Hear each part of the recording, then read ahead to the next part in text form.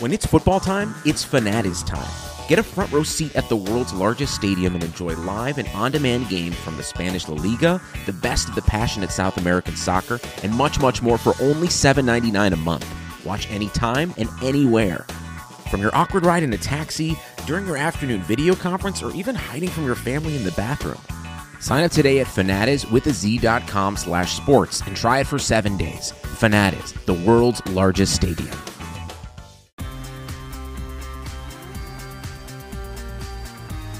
What is crack-a-lackin', Hardwood Knocks listeners? I am Dan Valley, coming at you without my co-host Adam Frommel today for reasons we will get to in a minute. Actually, okay, let's get to it right now. We recorded our normal mega mailbag on Locker Room live, 4 p.m. Eastern Time on Sundays. Please come join us. We take questions from Twitter, but we also take questions from the chat in Locker Room Live. We have some people come on and speak. It's a lot of fun. We've seen the numbers go up live each time, and we would love to have you guys there in the room. We know it's hard because we do have some international listeners, and there will be time differences, but if you can, at some point, Sunday, 4 p.m. Eastern Time, we enjoy discussing with you guys in real time, so come join us.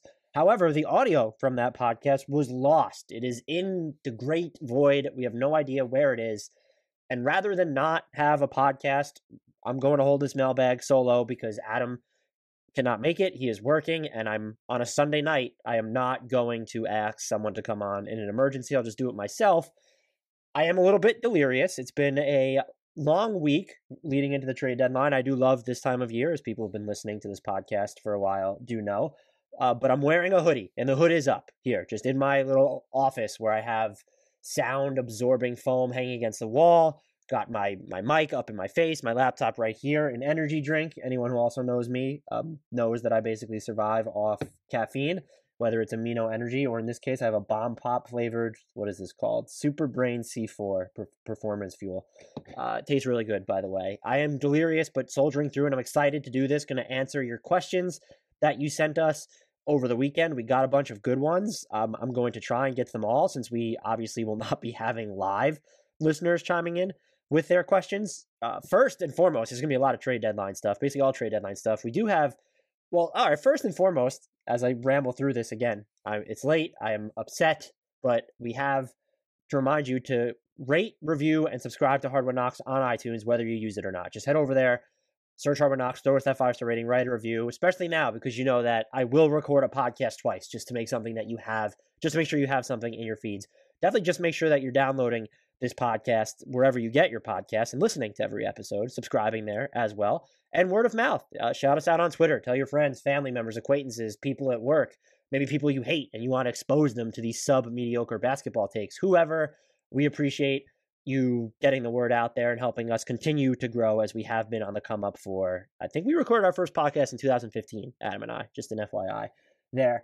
Follow us on Twitter at Hardwood Knocks. Go to YouTube. Check us out there too. I do believe there'll be a video element coming soon. I'm working on some templates so that we can start with video there. I've yet to tell Adam that, actually, so that'll be a nice surprise for him. Maybe tag him on Twitter and let him know, or just let it be a surprise. And finally, if you're not following the Sports Math Network, they have NBA Math, they have MLB Math, which is MLB_math with the baseball season just starting up. You should definitely check that out. But the Sports Math Network, it has hockey, it has NFL, and we're of course affiliated with NBA Math, where I edit there, and again, our podcast is right there.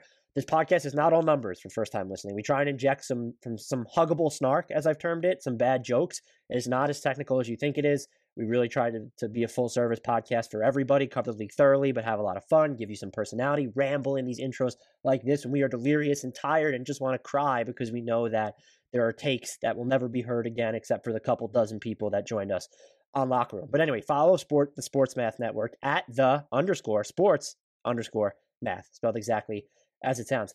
Let's get to this mailbag, though. I am going to start first, though, with the two breaking news items that we've had that came through over the weekend. LeBron James is out indefinitely with a high right ankle sprain. That's going to be disastrous for the Lakers on offense for obvious reasons. He's LeBron friggin' James, but also their half-court offense has struggled both with and without him this season. With him on the court, the Lakers have their half-court offense ranks in the 67th percentile of efficiency. Without LeBron, the 24th percentile. Without LeBron and AD, the 17th percentile. When Dennis Schroeder plays with no LeBron, no AD, they're in the 40th percentile, so not terrible, but that's a 409 possession sample size. It's not huge. And then with Schroeder and Cuz, but no LeBron or AD, 47th percentile in half court offense. That's a 307 possession sample size. Not totally hopeless, and I think a healthy Marc Gasol can still kind of help them in the half court with his playmaking. I thought he was going to play a bigger role in the no LeBron minutes this season than he has, but that will be something to look for as he gets back from conditioning. I do believe that they should probably look at making a trade at this point. I don't know if it's for, can you get a low-level creator like an Austin Rivers, who just seems like he's available in New York? Do you have the juice to get a Malik Monk or Devontae Graham from Charlotte? I'd probably argue no, and we're going to get to them in a minute. Something for them to consider.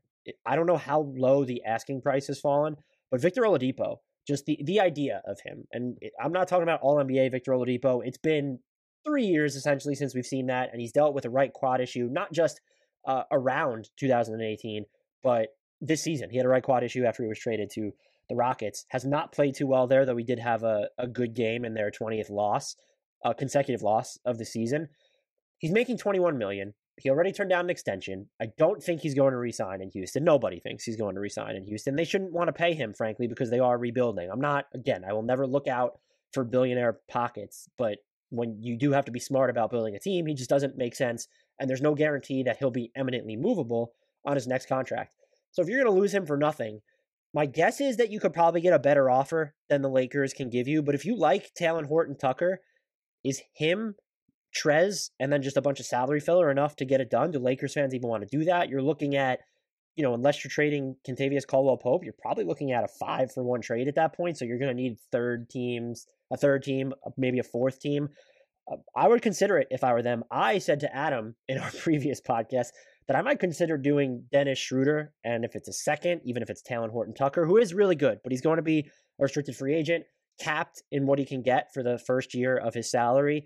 But I don't even know if the Lakers trust him enough to be like to give him what would amount to the full non-taxpayers mid-level. And there's also the possibility that he gets a poison pill offer sheet in restricted free agency because people want to mess with the Lakers. And fair warning, there might be some profanity in this podcast too. Just the all bets are off after you've lost the podcast. And I also apologize if you hear me sipping during this, my energy drink.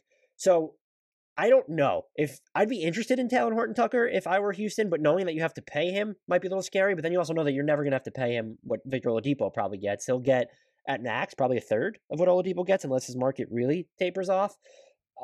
I get why people wouldn't want to give up Dennis Schroeder just because he's more bankable. His off-the-dribble jumper can be, let's call it an adventure, but he's more guaranteed playmaking. He hasn't had as many health issues, a little bit more of a consistent presence on defense, I would say, though we also know Victor Oladipo can defend. He has not been great there this year, was not great there in Indy for the bubble, but we've seen it even post-injury. He's looked good at times on defense. It's just something that if I'm the Lakers, I'm considering. I don't know how you get there without including Schroeder. I'm just going to assume because KCP is a clutch client that he's not going to get dealt to the Nowheresville Rockets at this point. Maybe there's a third team involved if you're moving him. I would also say that he's super important though, because he's probably, even though he's gone through a shooting slumps, what he did in the playoffs last year, he's going to shoot better from three. You could just rely on him probably a little bit more than Oladipo. And so I might only do it if the asking price is so surprisingly low, where again, it's Trez, THT, and then you're fleshing that out. Wes Matthews would be in there. McKinney, I'd imagine. I don't even think that's enough money for the Lakers to bring back Oladipo. And look, they are within $2 million of the hard cap right now. So they're within $1.7 million of the hard cap per the sheet that I'm looking at. So you basically have to send out dollar for dollar or get to $20 million. And that's incredibly tough if you're not trading Schroeder. So maybe that's sort of a pie in the sky scenario, but I do believe they need to make some sort of a move now where maybe they could have talked themselves into staying pat and just relying on the buyout market. I don't know that the type of just player who could generate his own offense, even if it's not super efficient, I don't know that they're going to get onto the buyout market. Austin Rivers might be your best bet at this point that springs to mind. Even, maybe a George Hill, but one, I don't think he gets bought out. And two, I don't know that he's enough of just a self-generating shot creator. Efficient on drives, going to hit his threes, will give you some defense, but he's not, this from-scratch guy. That's just never really been his game. And so that's going to be something to monitor. Hopefully LeBron James, this unscheduled rest will help him. people want to talk about the MVP implications. That's actually a question that we had, and so there, it's fair. I think just let's give it a little time to marinate, which we did because this happened on Saturday. I'm recording this late on Sunday night, but Miroslav Shuk asked, "Can we get an update on your MVP ballots after new developments?" Look, Embiid and LeBron are outside of my top three now. I just don't know how you put them in there, knowing that they're each going to miss. Embiid specifically is just probably already out of there when you look at how many games he's going to have missed this season. LeBron, maybe he's superhuman because he's LeBron and comes back after 2 weeks and still really has a chance to be in the MVP discussion. When the margins are that thin, though, and you have guys like Giannis, Dame Lillard, and Nikola Jokic, they're just going to be playing substantially more minutes at this point. Embiid is tough because he was outside the top 75 in minutes when he went down, and so he's only tumbled from there. LeBron was 10th at the time of his injury, I believe, and that's total minutes. So again, maybe he has time to come back, but I think his case was just a little bit, or I don't want to say flimsier, but it just wasn't as strong as some others because a lot of it was narrative-based where it was, oh, look at him doing this in year 18, age 36. However, the Lakers, the way that they were kind of playing at the time when he went down, without Anthony Davis, that definitely would have helped him. So right now, I think I'd have LeBron and Embiid. They're 4-5 to me together. You could put them there. Embiid was my pick, and I want to make that clear. He was first place for me when he, before he was out with his injury. So I'm not trying to unnecessarily demote either of them, but it's just tough when the margins are so thin. And so I think Nikola Jokic really has a clear path to winning it right now if he's able to play in more games. And you have LeBron missing, he's going to miss at least 10 games.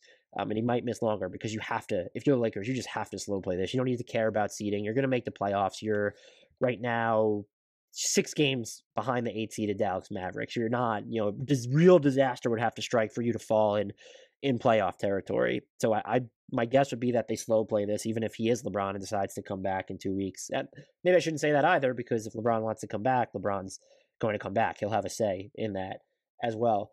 But Jokic, look, the Nuggets are 6th in the West. That's nothing special, even in a tight race.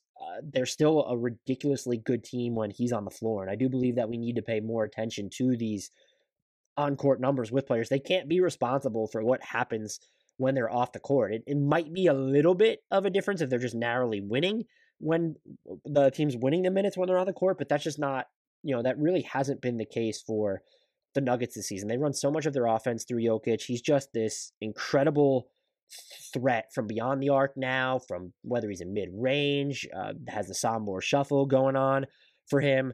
He's an excellent passer. We know that. He's probably the best passing big man in NBA history. I shouldn't even have the probably qualifier for that. I feel like I'm being just a little bit too hesitant there. But you still just look at how much better he makes it, how important he is. They're 12.6 points better per 100 possessions on the offensive end with him on the court. The defense is 7.6 points per 100 possessions worse. That has improved, I will say. The Michael Porter Jr. and Nikola Jokic minutes at the 4 and 5, those have been suspiciously stingy on defense, for reasons I can't quite figure out. And I mentioned this in the season outlook pod for them, that I thought Michael Porter Jr. showed flashes of being a good, help defender at points. I think he's gotten better at that as this season has gone on too. But those minutes are just suspiciously stingy. Still, that's really going to help his case when you look at how much he improves them on offense. So he's number 1 for me right now by the slimmest of margins. I think, and don't hold me to this because I'm actually writing my MVP ladder, an updated MVP ladder right now. I think Giannis is second for me at this point. And I know people are going to be hesitant to three-peat him, but the Bucks are 17.9 points per 100 possessions better with him on the court. And he's so huge to what they do at both ends of the floor. I feel like he really needs to be inserted into this discussion more so than he already has been. His passing feels like it's been a lot better this year when you're just watching him. I still don't think his counters are necessarily perfect when you're looking at his offense, but he's still just such a monster when you look at his ability to get to the rim, to what he can do in transition, and even the willingness, I think, to take those fadeaways, those fallaways, to pull up from 3. No, those are not efficient shots for him just yet, but the willingness to take them absolutely does matter. And this is a regular season award, which I try to remember, and yet the visions of, just stalled Bucks postseason runs, those do sort of linger. So maybe that's fair. 3 for me, though, would be Damian Lillard of the Portland Trailblazers. Kind of a Jokic situation here for me, where you look at how much better the Blazers are with him on the court offensively, 13.8 points per 100 possessions. They're 6.1 points per 100 possessions better overall, but their defense is 7.7 points per 100 possessions worse when he's on the court. And he is a part of that, even when he is kind of just fighting through screens. He's not the most aware off-ball defender when you're really zeroing in on him and watching him. And to be part of that problem, I don't think it excludes you from the MVP race by any stretch. It's just that when Giannis is there, I do think it's close because Damian Lillard has been absolutely absurd in the clutch this season, as has Jokic. And I do think we've seen, the Bucks have been experimenting, so you've seen a little bit more of Drew Holiday or Chris Middleton in the clutch, where it doesn't feel like Giannis is as much of a formality as a featured option there. Damian Lillard, though, and Matt Moore of Action Network tweeted this out over the weekend. It wasn't just a nod to Damian Lillard's clutch performance, but the Blazers are 18-6 in crunch time games this season, which is just absolutely incredible. Dame is slashing 59, 49, 100. He has yet to miss a free throw in the clutch, and I know that we're dealing with a small sample size, but 38 of 38 in crunch time from the line, pretty good. 16 of 33 from three. He's just been an absolute monster. But as Matt Moore pointed out on Twitter, the Blazers have essentially, when you look at their net ratings and victories versus losses, they're losing big and winning slim. I don't know whether that should count against them or not, because there's, the element of, okay, look at the Blazers record against teams 500 and above. They're 9-10, and then they're fattening up on the teams below 500 where they're 16-6. That certainly matters too. You have a team like Denver, though, they're only 11-11 against opponents above 500, then 14-6 against below 500 teams. Your company's salary cap is probably tighter, and you can't afford to miss on a new hire. Every person you add needs to fit just right. Indeed.com is the hiring site that helps you find quality candidates instantly, so you can do the part you really need faster, meeting and hiring great people. Indeed searches through the millions of resumes in their database to help show you great candidates instantly. With Instant Match, you see a list of great candidates with zero wait. Want our quality shortlist fast? You need Indeed. Right now, our listeners get a free $75 credit to upgrade your job post at Indeed.com/Blue Wire. This is Indeed's best offer anywhere. Get a free $75 credit at Indeed.com/Blue Wire. Indeed.com/Blue Wire. Offer valid through March 31st. Terms and conditions apply.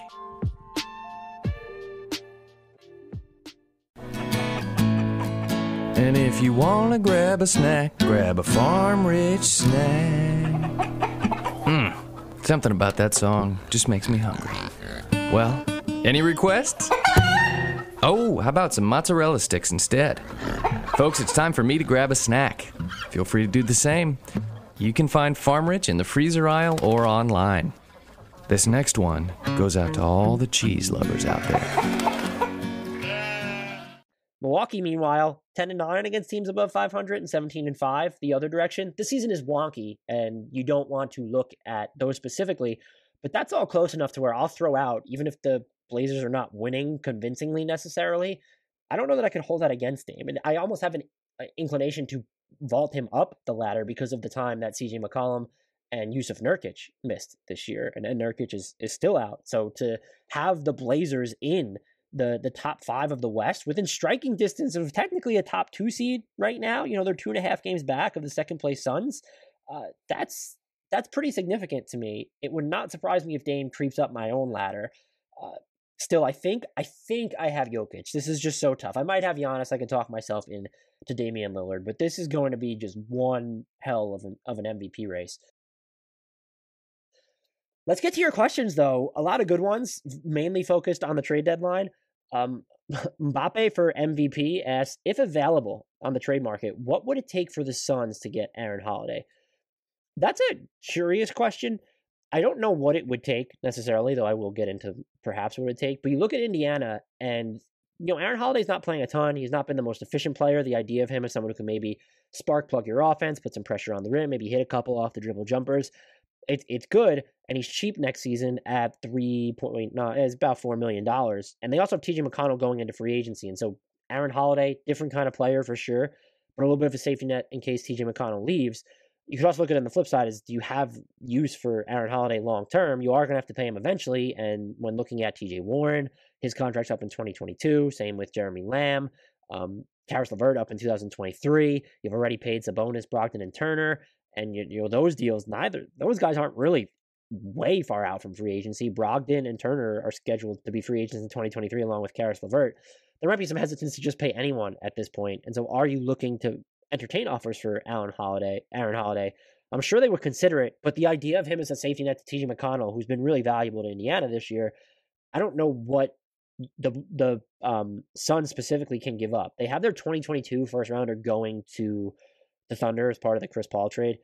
So it's really tough for them to trade a first round pick. They would have to do 2024 first allowable is what they would have to do. That's too far out to go after Aaron Holiday. You can't go 2 drafts past when Chris Paul's contract would be up. And maybe he stays in Phoenix and plays till he's like 85 and is great, but you just can't take that chance.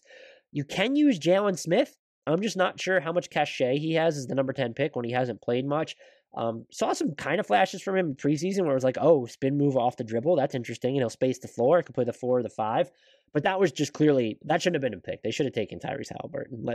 Let's be honest here. So I don't know what else you're going to give up. You're not giving up Cam Johnson, Mikal Bridges. Just does Jalen Smith get it done? I would be skeptical because the Pacers have Sabonis, they have Turner, and they have Goga Bitadze in the background as well, too, who's moved a little bit better on defense this year on the Pacers games that I've watched, just FYI. So you're not going to do this deal for Javon Carter in seconds. That would shock me if that's what happened. If you could, then yeah, by all means. I think you're fine with Cameron Payne for the most part. I understand the urge not to trust him. But when you have Chris Paul and you have Devin Booker, I don't know that really beefing up the guard rotation right now is a necessity. I guess it's a nice hedge because why not hedge? And we know that CP3 has murky injury history. But the minutes that he's off the court, they're going to be fewer and further between during the playoffs. And you're going to see a lot more of him and Devin Booker together, I would assume, during those times as well. Let's get to Fred, consistent question asker. So thank you, Fred. Asked, do Austin Rivers and or Elfrid Payton stay with the Knicks past the deadline? I'm going to say at least one of them is gone. Austin Rivers isn't even in the rotation as we're recording this. I think he can do something for a team. He was shooting a pretty high clip from 3 through his first 13 games of the season, was all over the place thereafter, but he's someone who can put the ball on the floor. The Rockets got away with him defending wings, and his contract, to me, is sneaky useful in the sense that he's only making he's making exactly $3.5 million this year, and then he has a non-guaranteed deal next year for 3.3, and then 3.2 the year after. It had to be 3 years in length because they signed and traded for him. Everyone was confused by that. But you look at it this way: $3.5 million is not really a lot to take a flyer on someone who can maybe help you in the playoffs to hit shots in the half court, even if it's just as a standstill catch and shoot guy. If he works out, you have him under team control for another 2 years at a very little cost to you. And then if it doesn't work out, you can just show him the door, no harm, no foul. And I do think there's a team out there that'd be interested in him. Maybe not because they know that the Knicks aren't playing him, but if they end up buying him out or just releasing him, that would be a mini failure on their part. So I don't think Austin Rivers stays with the Knicks unless we just see injuries, take over the roster. Derrick Rose has not been healthy of late, but even that hasn't really sparked Austin Rivers getting into the rotation. Elfrid Payton should not be with the Knicks after the trade deadline. I don't know if they need to waive him to make a roster spot. I don't know if they move him, because he's salary fodder. They can use that to sort of double up their cap space where it's, they have $15 million. Elfrid Payton makes 4.8. You could take back as my work phone goes off, I apologize, in the background. You could take him in and take back a player that makes almost $20 million right there if that's something that you wanted to do. Hey, if you're interested in Victor Oladipo, Elfrid Payton and someone else for Victor Oladipo would work, someone cheap. One of those two guys won't be there, but I don't want to see Elfrid Payton taking away minutes from Emmanuel Quickley or Frank Ntilikina, and I do understand more so now after watching additional minutes of what the Knicks' second unit can look like without Emmanuel Quickley, why you don't start him. And so I'm going to give Tibbs that. That being said, I want to see Frank Ntilikina. I want to see Austin Rivers over Elfrid Payton at this point. Zach Lowe pointed this out in his latest 10 Things column. He's been overrated on defense for a while. I think that was among Hoops Knows just sort of common knowledge. He just doesn't give you enough on offense as a threat. Like, defenses aren't going to defend him if he doesn't have the ball, and they're not going to be afraid of him really when he has the ball. He's not like he's a little bit more willing to shoot than a Rondo or a Lonzo Ball, but he's not, this great finisher. So my guess would be, if I had to guess right now, both of them will not finish the season with the Knicks. I'd probably say Elfrid Payton's more likely to, just because the Knicks do seem to value him, or at least in theory, he can run the point in a way that Frank Ntilikina can't, and then starting him allows them to go with Derrick Rose or Manuel Quickly or both off the bench there. So, but yeah, we did have another question about the Knicks. Can I find it very quickly? Yes, TP asks, how do you feel about Lonzo to New York? I'm intrigued by it. I just don't know what you give up for someone that you're going to have to pay. I would say I was on the Knicks Film School podcast, another Blue Wire podcast. I don't know what you give up for someone who's about to enter restricted free agency, who at minimum, you're probably going to have to give 4 years and $80 million. Do you give up a first-round pick? I'm not giving up a 2021 first-round pick. Not the Knicks is, anyway. You could maybe consider giving up the Dallas pick this year. Although there is a chance, theoretically, that Dallas has a better pick than New York. If you are New Orleans, then, though, what are you accepting? Because, yeah, we actually have a question about Lonzo, so I'll save that. About Lonzo specifically in New Orleans, so I'll save that part of it. What do you want for him, though? I think the Knicks should probably top out at like a Kevin Knox and the Dallas 2023 pick. Maybe you give them that Detroit second too, but that just, you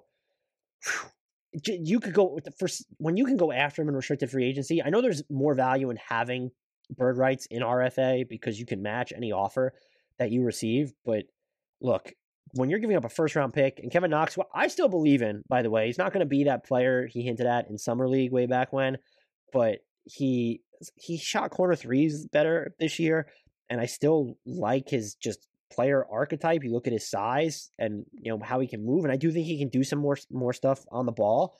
I thought he wasn't as bad as a defender as he was last season. That said, you are selling low on him still. Kevin Knox and the Dallas pick, fine, but that Detroit pick this season is going to be 31 or 32. And so now you're looking at, you can spin it if you're the Knicks as 2 first rounders plus Kevin Knox, or just 2 first rounders. Does Kevin Knox plus the Detroit pick amount to a late first round pick? Maybe not, but that's a lot to give up for a player that you can pay or try to pay in restricted free agency. And I'm not sure he is the answer to what the Knicks need. I think he's interesting there, but he's not going to be the type of point guard to put pressure on the rim. He's not going to just run pick and rolls in the half court. So he's great if you want him to sort of manage the game in the open floor. That's spectacular. And he's proved that he can be a really viable standstill shooter. And he's hit some off the dribble threes to his credit. So a really good player. Super intrigued by him in New York. I just don't know what you give up for him when he's headed for restricted free agency. And it is complicated by the fact that I don't know that he's probably more valuable as a floor spacer around Emmanuel Quickly, around Julius Randle, around RJ Barrett than he is as an actual point guard to the Knicks. And that's again, if you can pay him, I would pay him $20 million a year to go to New York. And he is only 23, will be 24 when next season rolls around. So I have no problem with them going after him, but I think your limit needs to be, and I don't know that New Orleans would accept this, Kevin Knox, a Dallas pick, and maybe the Detroit pick. You need to take back Elfrid Payton in that scenario, though, if you're New Orleans. Like, that's something that sort of needs to happen. And I don't know that New Orleans is going to be interested in that. They do need wings, but you would have to be they would have to believe in Kevin Knox as this sort of second draft player, and I'm not sure if they do. So this comes from Sucker Free B, asks about Lonzo Ball specifically. What are the realistic odds of the Pelicans being able to match what Lonzo gets on the market based off our current cap situation? Look, it's a fantastic question. This is not a podcast, again, where we're going to celebrate owners cutting costs, but the reality is, particularly in a market with New Orleans, and especially when the Pelicans, they're interesting on paper, but they're 11th in the West right now. There's a chance they don't even make the play-in. How do you throw so much money at a roster that's clearly not ready to win? You already have Steven Adams on the books for close to 16 next year. Then Brandon Ingram at 17-ish. That's $33 million right there. Brandon Ingram, wait, I'm sorry. I'm looking at the wrong number. Steven Adams is on the books for 17.1. Brandon Ingram is 29.5. And so, right there, you're looking at $46.5 million, let's say, right around there. And then another 18.1 for Eric Bledsoe. $65 million between those 3 players. Are you willing to have 85, 90 tied up in Bledsoe, Adams, Ingram, and Lonzo Ball? You do have to ask that question. Zion Williamson is going to be in year 3 as well, close to extension eligible. You do have to think about his next contract at this point. So, you're going to be locked into this 3-4 player core for quite some time. And my phone is blowing up at the moment, so I apologize. People are asking me about the LaMelo Ball injury, which, hey, let's talk about it right after this question about the Pelicans. If you're the Pelicans, you match and you deal with it because you can, there are still avenues next season where I think they are projected to have, they'll be far enough away from the tax where you can pay Lonzo Ball. But I don't know what else you're going to be able to do to improve your roster. You better hope that deal is at least movable then once you sign it. You can't let him leave for nothing. I do think realistically they can match it, but you also have Josh Hart. Now, this is where things get interesting. He's entering restricted free agency too. And so if you have Josh Hart getting $12 to $15 million a year, which doesn't hit as many of his threes as you think, but is a guy who can rebound well for his size, defend basically up to power forwards, it seems like at points, that's not an unreasonable belief to think that he could get close to that high. That would talk about a hedge. How is that sentence for a hedge? So now all of a sudden you're at $100 million, let's say, close to $100 million for Steven Adams, Ingram, Bledsoe, Lonzo Ball, and Josh Hart. And we haven't even included Zion in that. They're really going to have to take a long look. My guess would be they don't move him. There would have to be a team that probably blows them away. Chicago's not dangling Larry Markkinen and getting Lonzo Ball. It's just not happening. If they're going to move him, it'll happen maybe after he signs his deal and can be moved under a longer-term pact as a larger salary, or maybe they broker sign and trades in the offseason. A lot of teams have cap space, but maybe there are teams that want to go after him after they use their cap space or just who don't have cap space. I expect, though, if Lonzo Ball reaches restricted free agency, that the Pelicans are not going to let him leave for nothing. Look, let's talk about the LaMelo Ball injury. Some breaking news during this pod, even though it kind of happened a little bit but before the pod started. He's out. He's believed to be out for the rest of the season with a fracture in his right wrist, I believe. I might have that wrong. I should look that up in real time. But let's see. He is fractured his right wrist. Correct. Look. If you're Charlotte now, this sucks. LaMelo Ball was the clear favorite for Rookie of the Year. I'm saying this as even somebody who loves Tyrese Halliburton. Now he's played in 41 games. Is that enough for him to win Rookie of the Year? Maybe. It opens the door for Tyrese Halliburton specifically. I'm not ready to analyze that for him. That's not necessarily fair to him. It does change the Hornets' direction. He made their offense substantially better when he was on the court. And now that you don't have him, this idea that you would need to, they still might stumble into a play-in spot, but they're 8th in the East. They weren't even technically win now at the moment, though it was easier to talk themselves into that. Without LaMelo Ball, it's very tough to imagine them still being sort of in that discussion. And now when maybe they were fringe buyers at the deadline, or at least weren't going to sell, where it was, hey, do they maybe try and go after Rashawn Holmes from Sacramento and go that direction? Is there something else that they could do? I don't know that that's an option for them anymore. Maybe they look at selling. And just to underscore how good LaMelo Ball's been, since he entered the starting lineup, so 21 games before his injury, averaging 19.5 points, 6.2 assists, 1.7 steals, shooting 42.6% from three on 6.1 attempts per game. Doesn't get to the free throw line a ton, but 81.1% from the line. Just instrumental in what they've been able to do offensively. And look, that's with, a couple not great games baked in there, that his efficiency is right there. So I'm curious to see how this impacts the way the Hornets do business at the trade deadline. If I am them, I'm probably looking to see, can we move Devontae Graham? Can we move Malik Monk? Both of them are entering restricted free agency this summer. Are we willing to take back some bad salary with draft capital? A trade that seems to be sitting out there right now would be Devontae Graham and Cody Zeller. What does that get you from the Mavericks with take on Dwight Powell, the 2 years remaining that he has? What does that get you?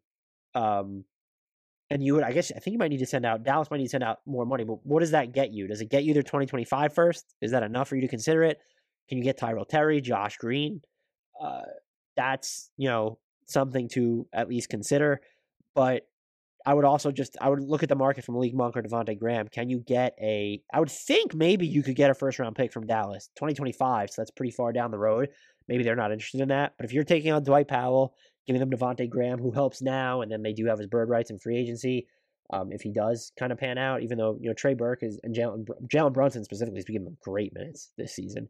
So maybe they're not as inclined to do that. But I would definitely shop Malik Monk and Devontae Graham for teams looking at guys who could really microwave score at this point, just because your season's kind of over. And I don't know. Look, you have Terry Rozier, you have LaMelo Ball. I don't know that you need to funnel a ton more to the guard spot. It's fine to keep one of Monk or Graham. I'd be shocked if both of them were back in Charlotte next season. But that's a real bummer.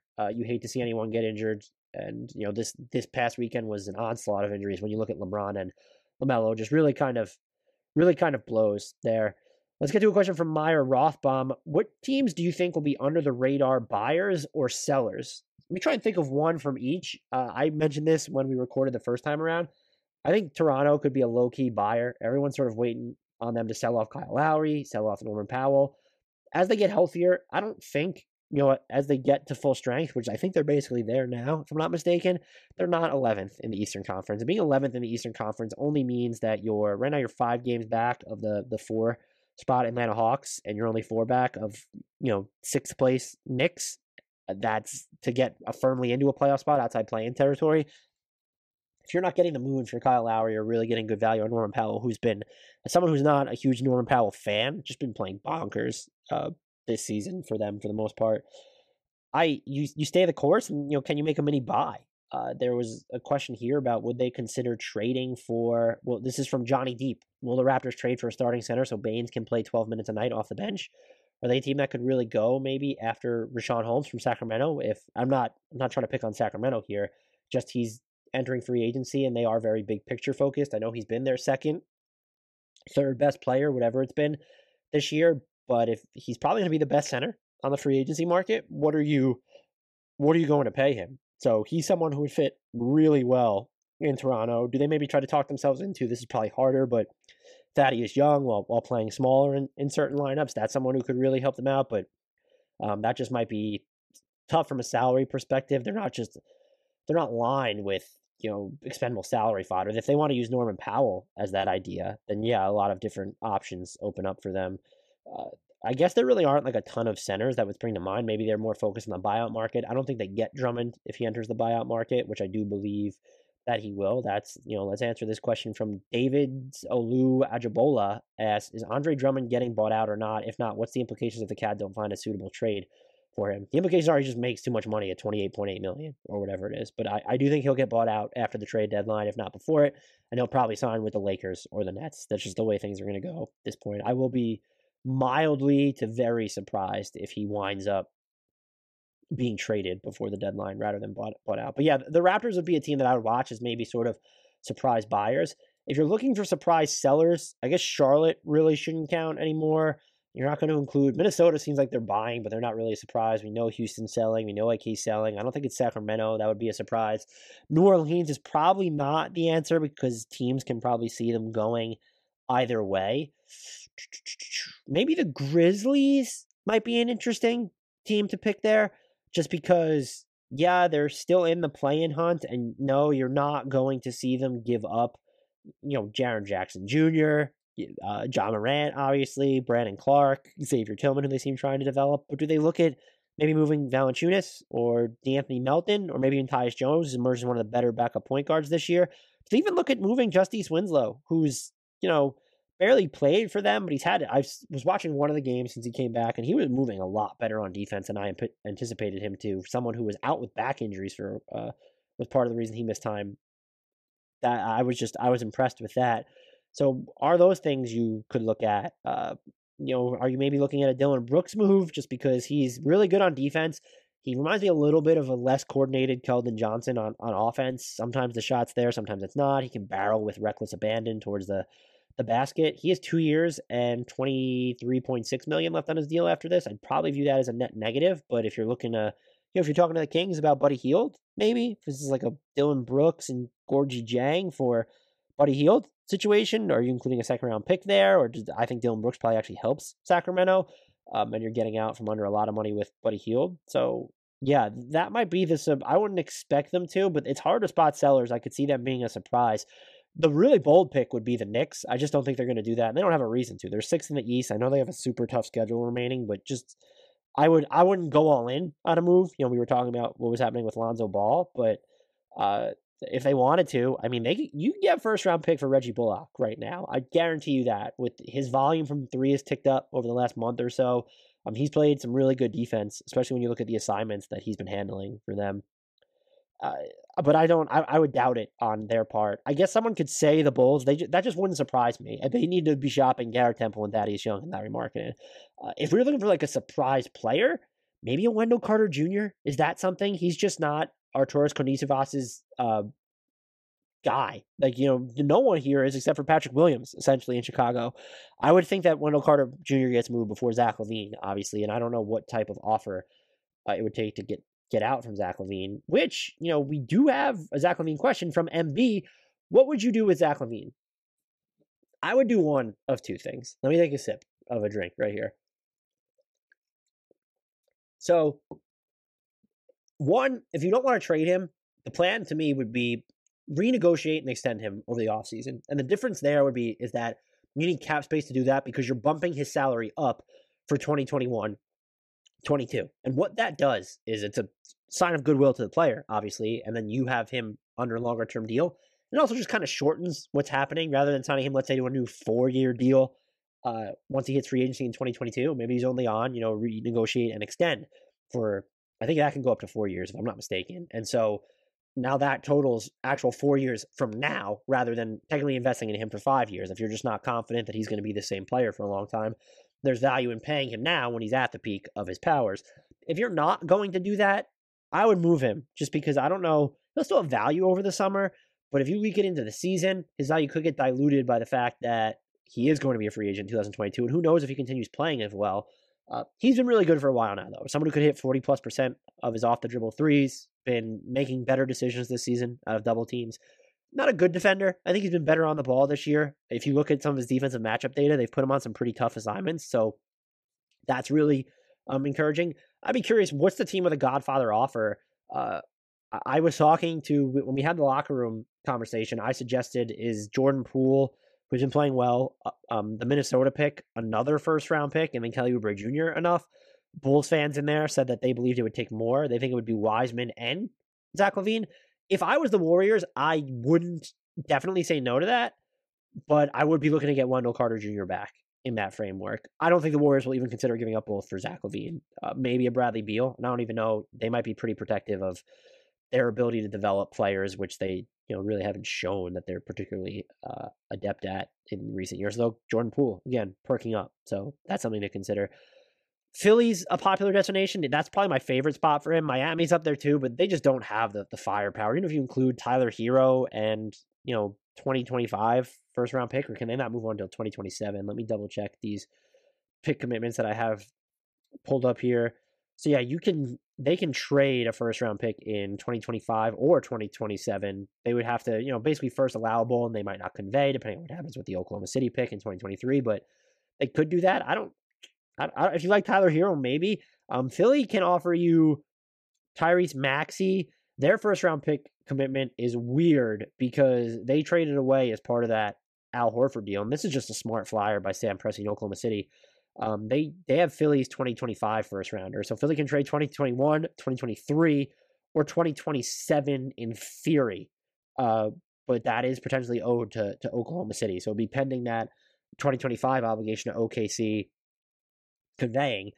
Are you accepting 2021, 2023, Danny Green, Tyrese Maxey, and Matisse Thybulle? Is that getting it done for Zach LaVine? I don't know. And the Sixers could probably talk themselves into that being too much for Zach LaVine because they are really obliterating their depth in that scenario. I would do it if I were the Sixers. If you figure out a way to keep Matisse, or you probably need to keep Matisse or Danny Green because you don't want to really hurt your wing defense that much. But I don't know if Chicago's going to want Shake and Tyrese Maxey. And giving up 3 first-round picks for Zach LaVine seems absurd on its face, but do you do that? 21, 23, and 2027, pending that obligation to OKC, plus Maxey and Danny Green is the filler. You might need a little bit more money there. Let me just check and see how much LaVine makes here. No, that would actually work. So that could be the deal. Is Chicago doing that? Is that enough? I also don't know what other team could kind of come out of the woodwork for this. New York would be interesting because their defense is so good. And if you can get him while keeping RJ Barrett and I would assume Julius Randle, I don't know what use the Bulls really have for Julius Randle. I'm not totally against it? Am I? This is like I'm very much team lean into being bad, so you're not caught in the middle. But maybe I just haven't seen good Knicks basketball in what feels like forever. I would say if you're New York, Quickly's gone in that deal. You're not keeping Barrett and Quickly if you get Zach LaVine. And then you're building it around picks, basically. Maybe they're interested. No, Obi Toppin, maybe they like him. It's just, hey, he could play with Patrick Williams, and we're going to let Larry Market and work in restricted free agency. So is it Toppin, Emmanuel Quickly? That hurts my soul. And then how many picks are we including here? You're including your 2021. I would say one of the 2021, New York or Dallas. The Dallas 2023 for sure. You can trade your 2022 pick. That gets interesting then. So it would be New York's or Dallas's 2021 pick, and you can trade your 2022 pick because you're going to still have a pick in 2021. So New York's 2022 pick, and then that Dallas pick in 2023. Maybe it has to be your own. But that amounts to 3 first-round picks, Quickly and Obi Toppin for Zach LaVine. You might need to come off of that one a little bit. Maybe you're not getting Emmanuel Quickly. And I don't know how much of a deal breaker that would be for Chicago. They'd have to leave full tilt into a rebuild at that point anyway. Quickly's not going to be the difference. And you do have Kobe White, but Toppin and 3 first-round picks, you could throw them maybe Toppin, Knox, 3 first-round picks. They have some Detroit seconds, 2023 Detroit second, the 2021 Detroit second. Is that the deal? I mean, there's obviously Frank Ntilikina would be eligible for there. You're going to consider giving up Reggie Bullock in that situation if they want him. I just don't know why they would. I'm just thinking of really the outline of a package here. And you are offering them a ton of relief. The Bulls really don't need it, though. So I think you're looking at 3 firsts plus Toppin and then either Quickly or Knox. I'm sure the Bulls will prefer Quickly. So let's say this. We'll settle here. 3 firsts, 2 of Toppin. No, definitely Toppin. No. 2 of Toppin, Kevin Knox, Quickly, plus 3 firsts for Zach LaVine. I think would have to be New York's package. And, look, Mitchell Robinson's there too. I wouldn't be opposed to moving him in that deal. So maybe we need to walk this back. But those are the assets I think you put in play as sort of the main attractions. You move Knox from there. Mitchell Robinson would be on the table. If they don't believe in Wendell Carter Jr., maybe the Knicks don't want to pay Mitchell Robinson. I think the goal should be if you want to be good with Zach LaVine, you want to keep Randall, Robinson, Barrett. I think that's the framework you want to keep. Or you don't want to give up both Quickly and Robinson in that deal. Let's say that. So you can get one of Quickly or Robinson, then you can have Toppin, you can have Kevin Knox, and basically 3 firsts. If Knicks fans are listening to this, let me know what you think about that one. They've also got Detroit seconds if we need to sprinkle this deal. But yeah, that's what I would do with Zach LaVine. Kim asks, is there anything the Clippers can do about the point guard situation to improve their prospects? I don't know. I suggested they trade for Sterling Brown just as someone who could help them defend from the point of attack. I would still stand by that, and he's more affordable. They've been linked to Ricky Rubio. They've been linked to George Hill. Look, here's the thing. If you're worried about the Clippers' lack of free throws and ability to get to the rim, they're a very heavy jump shooting team. George Hill isn't going to help you there. Ricky Rubio isn't really going to help you there. He gives you maybe a little bit more dribble penetration, but he's not looking to score when he does it. Does help you out defensively there, though, and then George Hill will be fine. Maybe DeLon Wright is the name that maybe you've even heard me mention it on this podcast. The issue with that, as it is for all things Clippers, is they're within $1 million of the hard cap. DeLon Wright makes $9 million. And so you're looking at a dollar for dollar swap. I don't know who the Clippers are giving up. Do you give up Lou Williams who's making $8 million for DeLon Wright? You need to give up another player there too, but you have Fiondu Kabengele, which you can include that. But what interest does Detroit have in Lou Williams? So now you have to get a third team involved. Can you do something with the Sixers? And are they willing to simultaneously send maybe the Clippers something and the Pistons something? Because Lou Williams might be more valuable come playoff time, even though he's been kind of touch and go, might be the best way to put it. Or that's the generous way to put it when you get to the postseason. DeLon Wright, though, because he's under contract for next year, he shot his 3-ball okay this season before he got injured. He'll give you pressure on the rim. Not necessarily sure if he's going to fix your free throw problem per se, but just another guy who's taking, he would be among Clippers non-big rotation players. And look, Zubats and Terrence Mann are the only Clippers that get to the rim at an above average clip relative to their position. And so DeLon Wright is, he's only averaging per 36 minutes, 3.2 free throw attempts. That's not great, but he does take, 39.6% of his shots come within 3 feet, and that's something the Clippers could certainly use. I just don't know what the money going out is or what the 3-team deal is. So, but that would be a theory. Is I wouldn't give up Zubats in that deal. He makes about the same as Lou Williams. He's at $7 million. I think he's too important to their defense. Maybe if you're going to give up Patrick Beverley, I feel like you want someone better than DeLon Wright coming back. And once you start looking at the Pistons, I don't really know if they have anything else that you want to include. Like, do you want a flyer on Josh Jackson? Probably not. So, yeah, Wayne Ellington, maybe you could get him as part of that deal. I don't know who else is out there. George Hill feels like sort of the easier solution, but he's not fixing what ails the Clippers most, in my opinion. They could maybe use an Aaron Holiday a little bit more. I just don't think you have the juice to get him because you have Detroit picks in 2024, 2025, and 2026. Are 2 seconds getting you Aaron Holiday? Like, as the framework? Is this like, with Terrence Mann, Fiondu Kabengele, and two Detroit seconds? Is that getting you Aaron Holiday? I don't know. So that might be something to consider. And I'm going through just the list of potentially available point guards right now. I don't really know that there's anyone that's can you get? I don't know how much a D'Anthony Melton really helps you there either. So, and people are talking about they need someone to kind of delineate the crunch time action for the Clippers, which is an offensive thing. D'Anthony Melton certainly isn't going to give you that. Ricky Rubio might, but again, he's just a non-threat. George Hill kind of probably comes closest to checking every box they need on the offensive end. So, something to sort of consider there. And D'Anthony Melton gets to the rim a lot less frequently than I thought. So we're just going to remove him from the list of players that I said. I don't know why. I haven't seen a ton of him this season. He also has not played a ton this season, but free throw attempt rate of 0.122. That's an error on my end. So yeah, I honestly don't know. I don't think necessarily the players out there within the realm that they can afford realistically for them to fix those issues. That's a great question though. Maybe maybe they just pick up Elfrid Payton off the buyout market. That's just not, that shouldn't be the answer for them either. That's a good question. I don't know if they're going to be able to answer it. Diakite season asks, who are the most interesting buyout candidates at the guard position? I think Austin Rivers and Elfrid Payton, 2 guys that we've already mentioned. They're definitely up there. A lot of people have talked about maybe it gets to the point where George Hill is bought out. I do not know if that's necessarily a distinct possibility. I think if you're the Thunder, you're going to move him, if anything. There are not a ton of options after that, looking at these teams. Again, so many teams are just not out of it, and they're not holding on to these vets that don't need anything. Just Houston, DJ Augustin has another guaranteed year left on his contract. Is there some sort of buyout there where they're looking to get less money and he doesn't want to play for a disaster fest in Houston? And he's not shot the ball well this season, but as someone who has shown that he can hit pull-up triples in the past, that'll probably intrigue some teams, similar to the way that Reggie Jackson intrigued the Clippers last season. Yeah, that's really all I got for you. Is I don't think there's going to be guards or Boston's not going to buy out Jeff Teague, and he's not really doing anything for you this season anyway. If you get him. Yeah, I got nothing. Those are all the names. I'd be most interested in Austin Rivers of all those guys, by the way.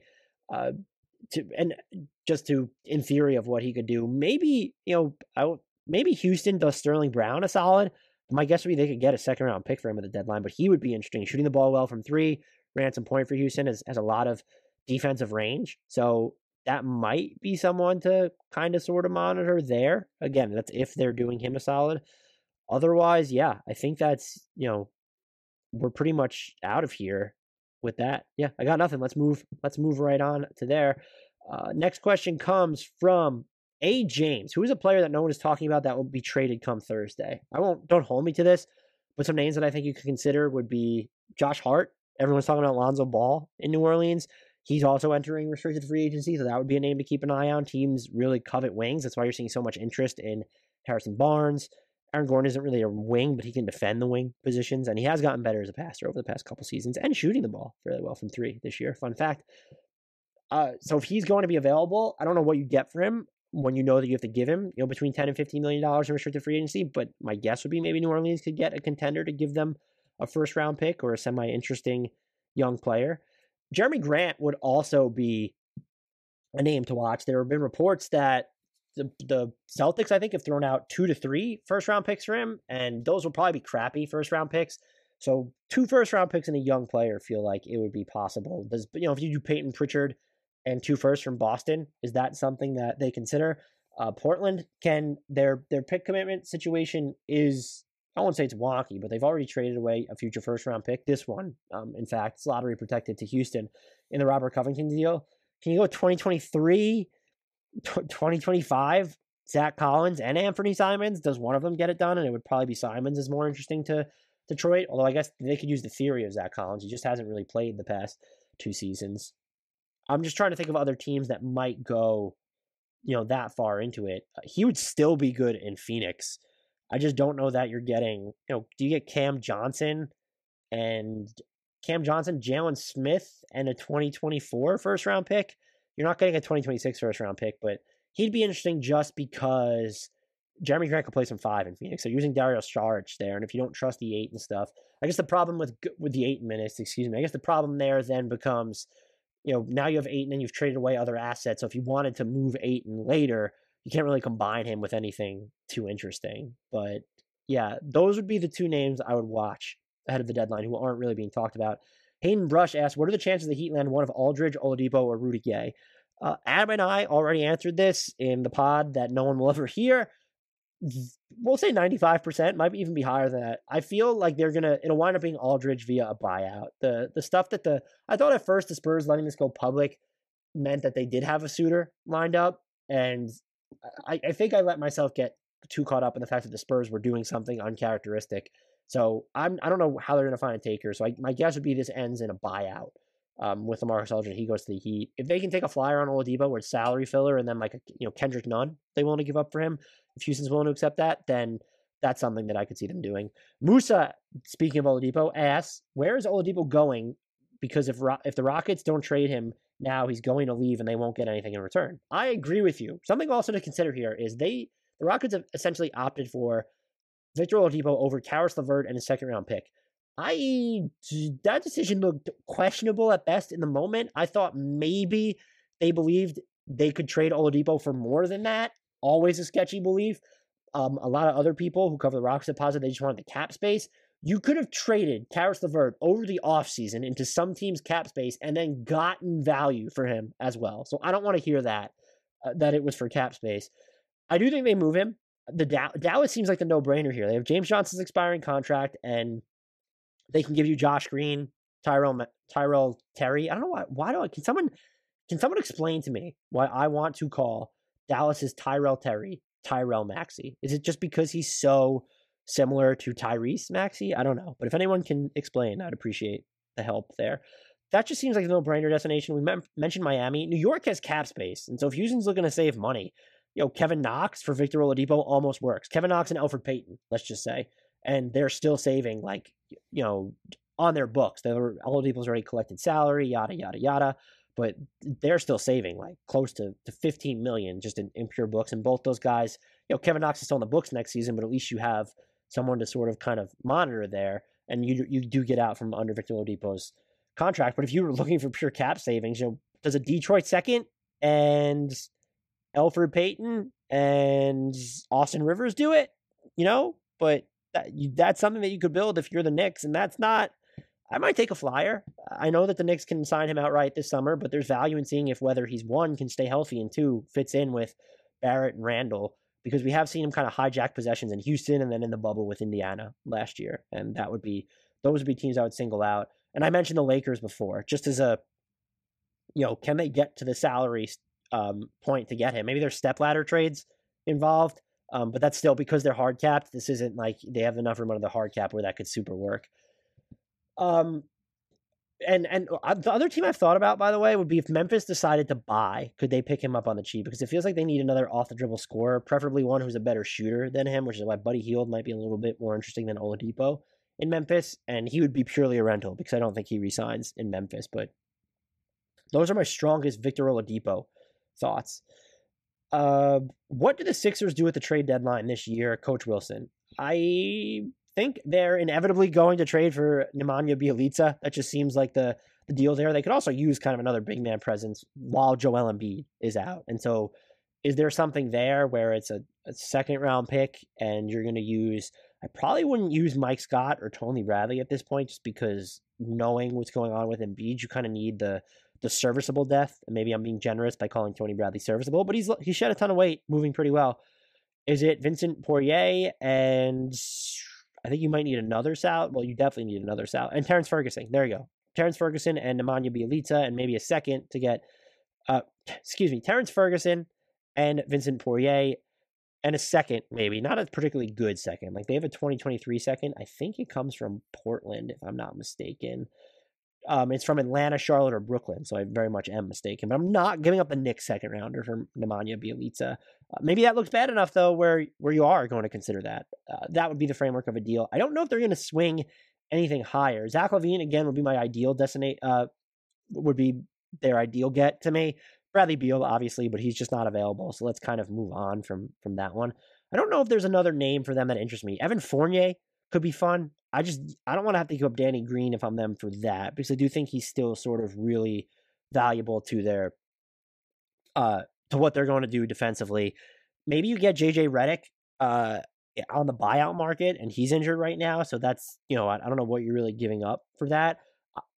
Kyle Lowry, people have mentioned. I will be surprised if Kyle Lowry gets moved. However, if he does get moved, I fully expect him to go to Philadelphia, and so that is, I guess, kind of a cheers to Philadelphia there. I'm not really sure. Let's get to these. We've got a few more left. Let's see how many I can answer. We'll go a little bit rapid fire. What's the most likely thing the Celtics are going to do, Dylan? Nothing, because that's the Danny Ainge special in the middle of the season, and I guess that's kind of rude. So I should take that back. But he's the king of almost during the regular season. They do have that huge trade exception. They need help. Like, they are, as we're recording this, they are right now 7th. They're in play-in territory, 500 in the East. You might still expect them to finish above the Knicks. There aren't a lot of other teams that you would expect them to usurp. I mean, Atlanta should only get healthier. Miami's been on a tear. Milwaukee, Brooklyn, Philadelphia. I would say those 5 teams might be fairly guaranteed to stay in front of Boston. And I'm not just going to write off the Knicks. They have a tough schedule, and I still have a level of skepticism about them, perhaps just because I can't believe this. You need to do something, and you can talk yourself that the Celtics need a little bit of everything. They simultaneously have a logjam of bigs, and yet they could use a more dynamic center. They need to replace the Jeff Teague minutes somehow, and that's even with Marcus Smart returning. And you definitely need another wing, a reliable wing, aside from Jaylen Brown and Jason Tatum. The issue for them is how much you're willing to give up if a player doesn't profile as part of your closing lineup. They're in this very intriguing situation where Kemba, regardless of what you think with him, I don't think they should move him. I still believe in Kemba. And they were rolling at points last year when he was good. And he's perked up a little bit since, going through the motions. Kemba, Marcus Smart, Jason Tatum, Jaylen Brown. Those are your 4. Can you get away with Harrison Barnes as the 5? Maybe. But I need more than a maybe if it's going to cost 2 first-round picks, and maybe one of their young players. I would estimate not Pritchard, but maybe a Naismith or a Langford to get him. Aaron Gordon's a name that stood out to me for a while with them. Because I think you can get away with him closing at the 5 for you, and then he does also kind of diversifies your wing minutes, at least when you're looking at defensive matchups. And look, Orlando uses him as a 3. He's out there with Kem Birch and Nikola Vucevic at the same time. So I mean, like, he plays the 3 in Orlando a bunch. The lineup I was watching their game the other night that I believe they lost, it was Birch, Bamba, and Gordon were on the court at the same time. So those would be names that I'm circling if I'm them. They've been linked to Jeremy Grant, obviously, as we mentioned. I just don't know how realistic that is. They might be able to address backup point guard via buyout, but even as I'm saying that, can they actually? You might be married to Jeff Teague. George Hill would be interesting for them. You can't give up a ton, though, because he's not a part of your closing lineup. Thaddeus Young, if you want to use him as the 5, I really kind of like that fit for them. Don't know how much he helps them really with the rebounding. Maybe a combination deal. If you can get Garrett Temple and Thaddeus Young, just because you are working that huge trade exception, you have Tristan Thompson on the books for another year, but you have his money. You have some other money you could send to Chicago if they're willing to part with him. Those would be players if I'm Boston, I would target. So, that I'm trying to just think of other names for Boston, but I don't expect anything huge from them because I'm kind of skeptic that we're going to have a busy trade deadline. And I think it'll be busy. Just, I don't know how many deals will be significant. So, that's actually, I think that's a good place to really wrap up here. We might have another pod before the trade deadline. If you really want to motivate me to do it, at me on Twitter, at Nampa Valley, to say you want a trade idea dump to publish on Wednesday, the day before the trade deadline. I have a spreadsheet just filled with trade ideas that I'm always afraid to go public with because I don't like getting reamed. And I think people inherently believe that, not just me, but other people do that to generate incandescent conversation or to be trolls. I don't put them on Twitter. I don't even write about a lot of these. I do write about hypothetical trades at Bleacher Report, but I just have a spreadsheet of them. If you guys would like to see them or hear them, add us on Twitter, at Hardwood Knocks. I'm at Nampa Valley, at FLVALE. Please remember to subscribe and download every episode wherever you get your podcasts, whether you use iTunes or not. Head over to iTunes, search Hardwood Knocks, throw us that 5-star rating, write a review. It really helps us out. We are on YouTube, Hardwood Knocks. Follow us on Twitter. I think it's already mentioned, Hardwood Knocks. Until next time, though, I leave you with a shout out to the one, the only, the 4th place in the Eastern Conference at the moment, and kind of sort of surging. What are they going to do with John Collins? Can they maybe acquire another wing? They've been linked to Lonzo Ball. What's going to happen there? Atlanta Hawks.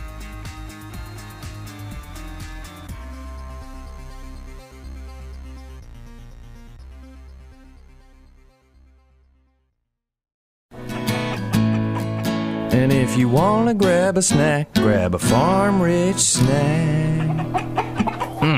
Something about that song just makes me hungry. Well, any requests? Oh, how about some mozzarella sticks instead? Folks, it's time for me to grab a snack.